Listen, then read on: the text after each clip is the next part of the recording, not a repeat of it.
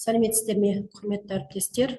Менің аты жөнім Алекеева Асем Бекеновна. Мен қазақ тілі мен әдебиет пәнінің мұғалімімін.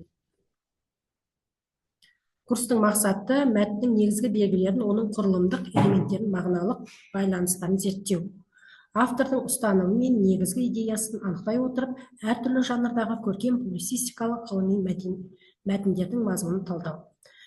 Үшінші, сөздердің эмоционалды эстетикалық күшін тану және тілдік құрылымдарды экспрессивтік мүмкіндіктерін түсіну. Төртінші, мәтіннің тақырыбы мен идеясының арасындағы байланысты түсіну, сыни және аналитикалық ойлаудың дамыту.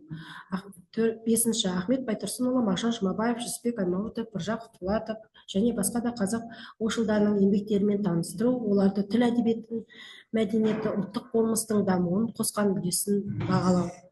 Алтыншы, мәтінді түсіндіру, өз пікірін білдіру, дәлелдеу, дағдыларын дамыту, тарихи және қазіргі контексттерді салыстыру арқылы тіл мен қоғам арасындағы байланысты түсіну. Курс міндеттері: қазақ тілінің көркемдік танымдық мүмкіндіктерін аша отырып, оқушылардың сөздік мәдениетін, шығармашылығын сыни тұрғыда ойлауын дамыту.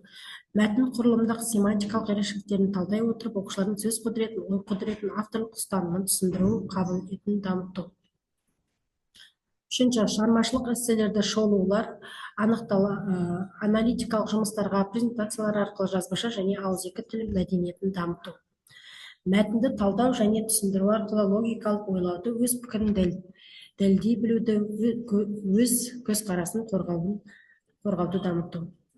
Өзектілігі: курс қазақтың көрнекті қайраткерлерінің шығармашылығын, олардың әдеби публицистикалық ғылыми мұраларын зерттейді. Курс алаш қозғалысының көсемдері Ахмет Байтұрсынұлы, Әлихан Бөкейханов, Міржақып Дулатов, Мағжан Жұмабаев, Жүсіпбек Аймауытов және тағы басқа идеялармен еңбектерге зерттеледі. Шығармалар арқылы оқушылар сөз құдіреті, ұлттың болмысын, маңызын, ұлт бірлігін сақтаудағы тілдік рөлін түсінеді.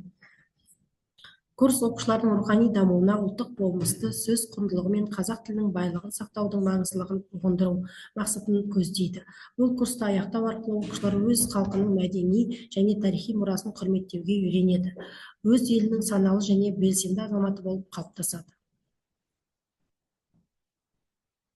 Қорыта айтқанда, курс оқушылардың әдеби публицистикалық шығармаларының мәні мен идеясын ашуға, сөйлеу мәдениетін сақтауға, сөздік тәрбиелік, эстетикалық, патриоттық мәнін түсінуге үйретеді. Мәтінді талдау арқылы оқушылар тілдік тәрбиелік күшін, ұлттық құндылықтарды сақтаудағы рөлін түсінеді.